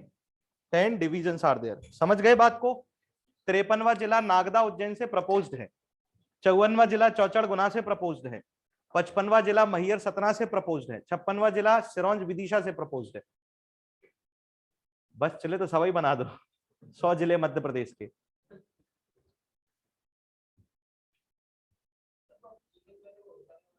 नर्मदापुरम नहीं है तो नर्मदापुरम ही है, हटा दिया, हटा कहाँ है? अरे नहीं यार, रेलवे स्टेशन का नाम बदल दिया वो तो, नर्मदापुरम। हाँ मैंने नहीं पढ़ा, ये कहाँ पे पढ़ा तुमने? भास्कर वाले छापे होंगे, उनकी क्या आड़ी चल रही है मामा से, अभी रेड करवा दी थी ना मामा ने। पंगे चलते रहते ना आपस में भाई। मैडम स्क्रीन फुल कर देना, कर दी, वाह।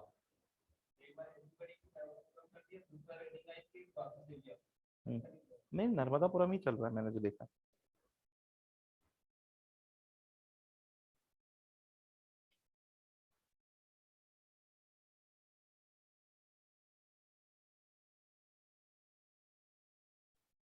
सेपरेशन लिख दूं क्या मैं यहीं पे?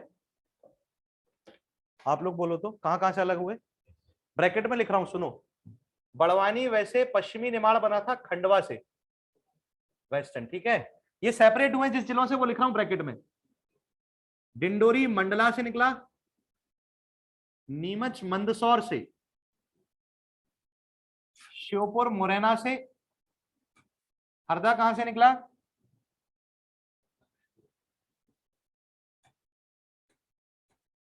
होशंगाबाद से, कटनी निकला था जबलपुर से, उमरिया निकला कहां से? शहडोल से, बुरहानपुर कहां से निकला? अगेन खंडवा, निचला क्षेत्र, ये वेस्टर्न निमाड़ बना था, ध्यान रखना। देन अशोकनगर, गुना से, अनूपपुर शहडोल से, अलीराजपुर झाबुआ से, सिंगरौली सीधी से, आगरमालवा शाजापुर से, निवाड़ी टीकमगढ़ से। अगर याद रखने हो, वैसे तो आज तक इस पर कोई प्रश्न पूछा नहीं गया, लेकिन इन केस अगर पूछता है तो आप याद रखिएगा।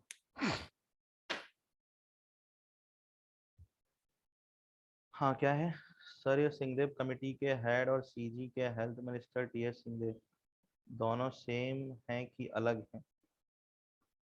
ये टीएस सिंहदेव यहाँ नहीं आए थे, वो अलग हैं।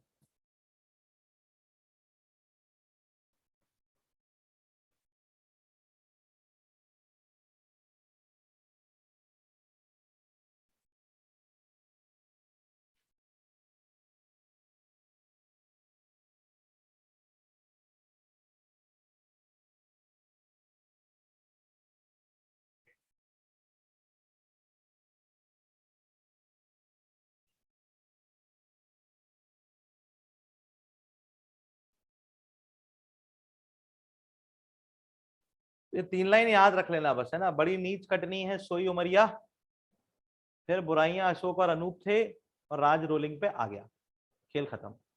और बड़ी नीच कटनी है सोई उमरिया में से बीपी दुबे को निकालोगे तो दैट विल बी बीएसडी के, दैट मींस बड़वानी, श्योपुर, डिंडोरी और कटनी, जो बीपी दुबे में है। और बाकी बचे 3 जो हरदा है, नीमच है और उमरिया है, वो सिंहदेव कमेटी में। तो ये आज का पार्ट है, मैं यहीं पे खत्म कर रहा हूं। अगर इसमें कोई डाउट है तो आप पूछ सकते हैं, अन्यथा हम